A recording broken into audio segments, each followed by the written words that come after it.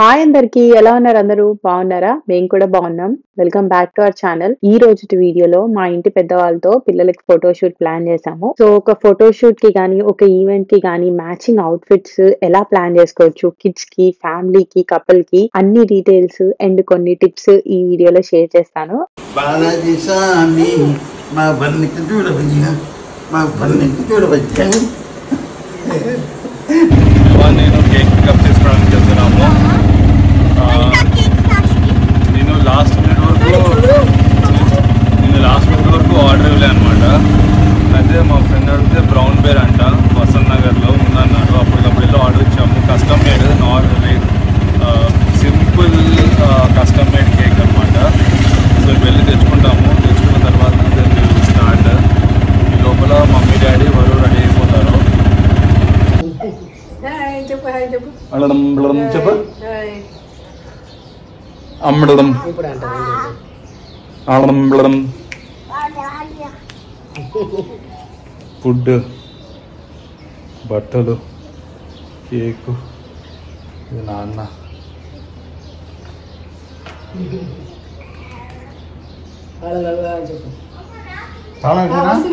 దిలీప్ పిల్లలిద్దరూ అత్తయ్య వాళ్ళ ఇంట్లో ఉన్నారన్నమాట. వాళ్ళు అక్కడి నుంచి రెడీ అయ్యి వచ్చారు. నేను మా ఇంట్లో ఉన్నాను. బికాజ్ నాకు మార్నింగ్ ఇంకో ఫోటో షూట్ ఉంది. దానికి కావాల్సిన ప్రిపరేషన్ అంతా చేసుకోవడానికి నేను ముందు రోజే ఇంటికి వచ్చి అంతా రెడీ చేసుకున్నాను. పిల్లలకి కావాల్సిన అవుట్ఫిట్స్ కానీ మా అవుట్ఫిట్స్ కూడా అన్ని ఇండియాలోనే ఒక 2-3 డేస్ ముందు షాప్ చేసాము. బ్యాక్ డ్రాప్ సెలెక్ట్ చేశాక దానికి తగ్గట్టు అవుట్ఫిట్స్ తీసుకున్నాము. అండ్ వ్రింకిల్స్ లేకుండా ఉండాలి. ఫొటోస్ లో అస్సలు బాగా కనిపించదు. సో అన్ని ఐరన్ చేసి సరిగ్గా పెట్టుకున్నాను. సో నా లుక్ శారీ మీదకి ఈ సిల్వర్ జ్యువెలరీతో పేర్ చేశాను. ఈ పీసెస్ వచ్చి నిఖితా రాహుల్ సిల్వర్ జ్యువెల్ అని ఇన్స్టాగ్రామ్ పేజ్ నుంచి. క్వాలిటీ చాలా బాగున్నాయి. ఇది సెకండ్ టైం వాళ్ళ దగ్గర నుంచి నేను ఒక సిల్వర్ జ్యువెలరీ తీసుకోవడము. మొత్తం అంతా మోజనైట్ స్టోన్స్ తోనే. ఇయర్ రింగ్స్ నేను అంత పెద్దవి ప్రిఫర్ చేయను. సో ఇది పర్ఫెక్ట్ లెంత్. పైన లోటస్ వచ్చి కింద చాంద్ బాలి లాగా వచ్చింది అనమాట. This is the neck piece. కొంచెం గుత్త పూసలు ఇన్స్పైర్డ్ డిజైనే కానీ స్టోన్స్ తో రావడం వల్ల నైట్ పార్టీస్ కి కానీ దేనికైనా చాలా యాప్ట్ గా ఉంటుంది. అండ్ ఒక పీస్ సరిపోతుంది. క్వాలిటీ చాలా చాలా బాగుంది. నేను వేసుకుంటే మీరు కూడా చూస్తారు కదా. డీటెయిల్స్ అన్ని డిస్క్రిప్షన్ లో ఇస్తాను. మీకు ఇంట్రెస్ట్ ఉంటే వెళ్ళి వాళ్ళ పేజ్ చెక్అవుట్ చేయండి. సో ఇలాంటి పీస్ గోల్డ్ లో కొనాలంటే చాలా ఎక్స్పెన్సివ్ అవుతుంది. అండ్ మనీ అంతా కూడా స్టోన్స్ కి పెట్టినట్టు అవుతుంది కదా. సో ఇలాంటప్పుడు నేను ఎప్పుడు సిల్వర్ జ్యువెలరీ ఆప్ట్ చేస్తాను. మనకి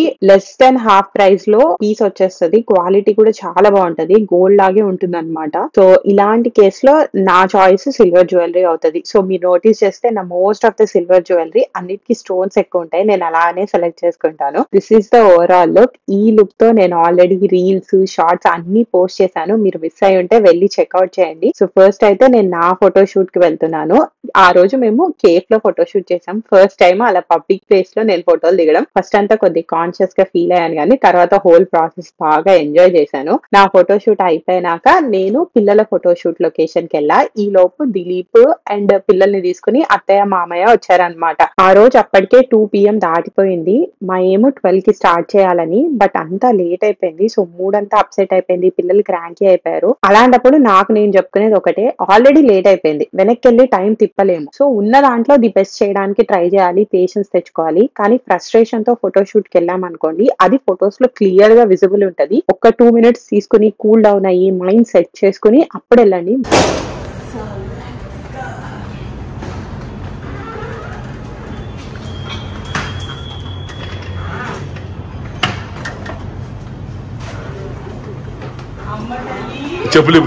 చెప్పులిపు అని. నెక్స్ట్ టిప్ వచ్చి photo shoots kids nap time లో కానీ వాళ్ళ మీల్ టైప్స్ లో కానీ ప్లాన్ చేయకండి. అవన్నీ పర్ఫెక్ట్ గా అయిపోయేటట్టు చూసుకోండి. ఎందుకంటే నిద్రపోయినా గానీ ఆకలేసినా గానీ చాలా ఇరిటేట్ అయిపోతారు అండ్ కొద్దిగా కూడా కోఆపరేట్ చేయరు. సో ఫస్ట్ అయితే పిల్లలకి ఫుడ్ పెట్టేస్తున్నాము. దెన్ మేము అత్తయ్య వాళ్ళు కూడా తినేసాము. తిన్నాక స్టార్ట్ చేసాము.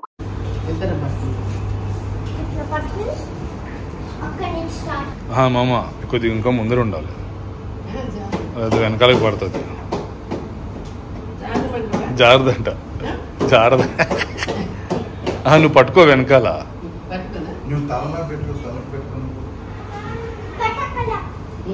వాళ్ళు మీ వాళ్ళ? అరే జాలు ఇది మరీ వీడు మరీ రాడ్. అది మరీ ఇంకా చూడదు నిజం హార్స్ అనుకుంటుంది అది.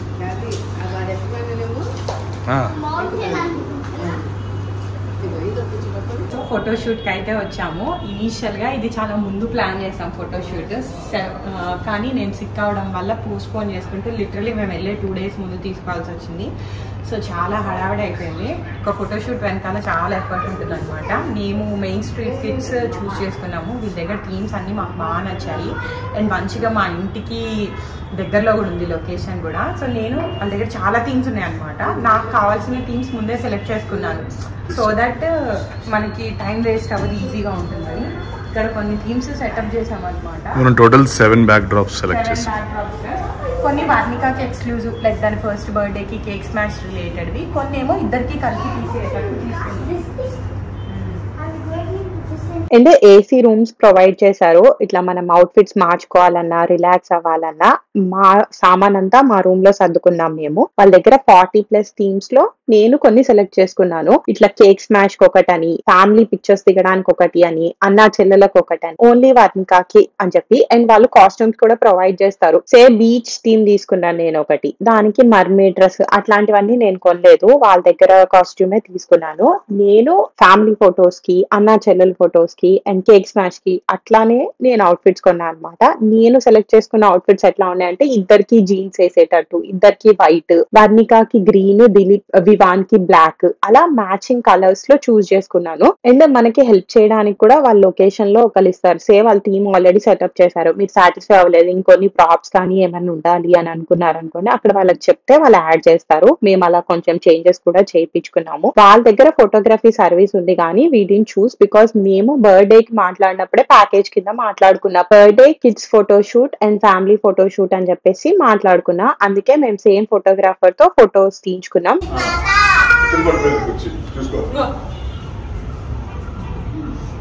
ఇది ఇప్పుడు వరకు తెగ నవ్వింది, సడన్ గా ఫోటో అనేసరికి అట్లా ఏదైనా ఇస్తే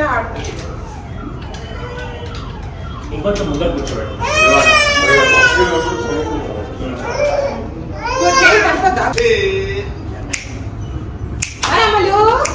హాయ్ అమ్మేది నాన్నేది.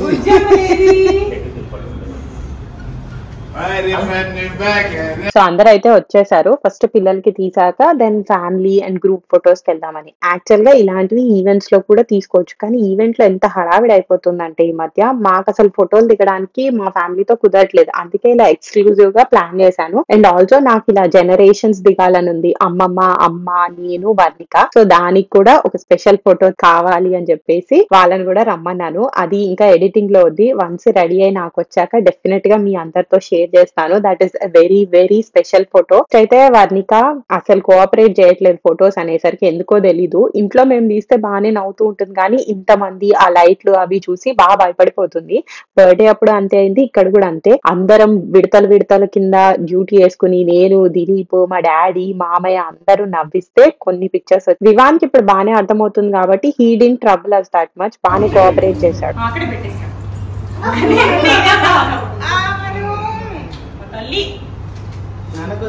నడకొచ్చింది, ఇంకా అవ్వడిగినట్లే. ఇంకా అక్కడ ఉంది, తెచ్చుకోపో.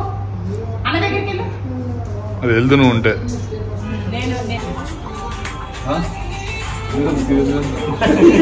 నవ్వించాను ఒక్కటి. మామయ్యకి ఇవన్నీ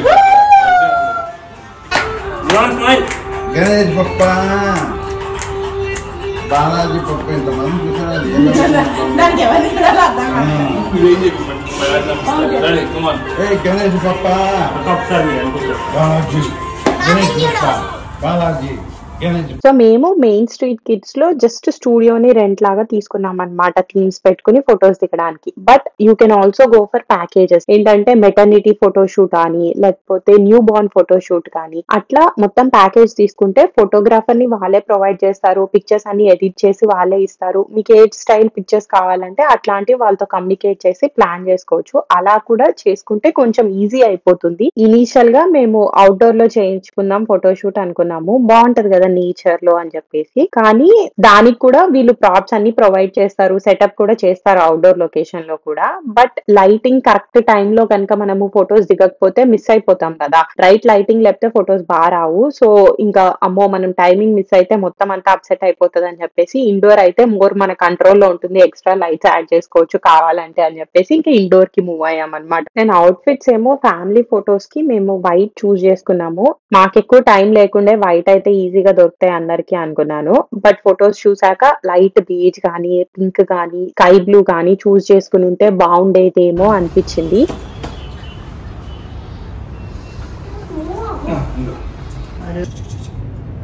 అందరూ స్మైల్ చేయాలి, హ్యాపీగా ఉండాలి. Happy smile. చూడు వారు హ్యాపీ స్మైల్ చేస్తుంది. Ready, very good. అలానే ఇంకొకసారి బాగా స్మైల్ చేయాలి. Smile, very good. Once again smile.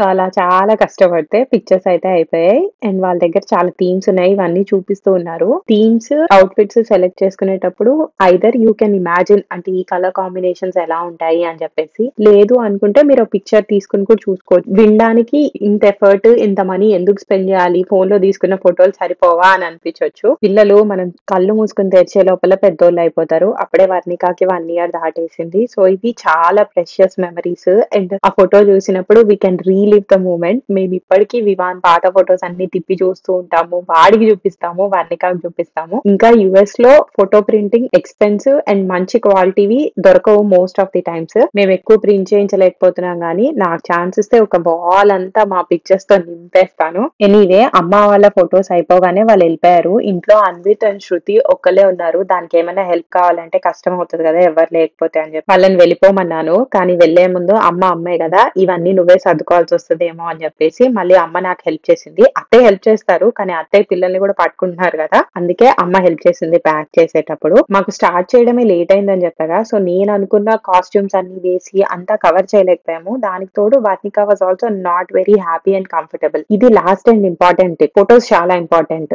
మనం డబ్బులు, టైం అంతా ఇన్వెస్ట్ చేస్తున్నాం. ఎట్ ద సేమ్ టైం పిల్లలు కనుక కోఆపరేట్ చేయట్లేదు అంటే మీరు ఫోర్స్ చేసి ఎంత పుష్ చేసినా గానీ అది ఫొటోస్ లో కనిపిస్తుంది. సో ఒక సెట్ ఆఫ్ టైం లిమిట్ పెట్టి లిమిటెడ్ గా వచ్చాయి అన్నా కానీ సాటిస్ఫై అయిపోండి. ఎక్కువ అప్సెట్ అయిపోయి లేదా వాళ్ళని ఎక్కువ పుష్ చేయడానికి ట్రై చేసినా గానీ యూజ్ ఉండదు, అవుట్కమ్ అంత బాగోదు. నా ఎక్స్పీరియన్స్ లో కెమెరా క్యాప్చర్స్ ఎవ్రీథింగ్.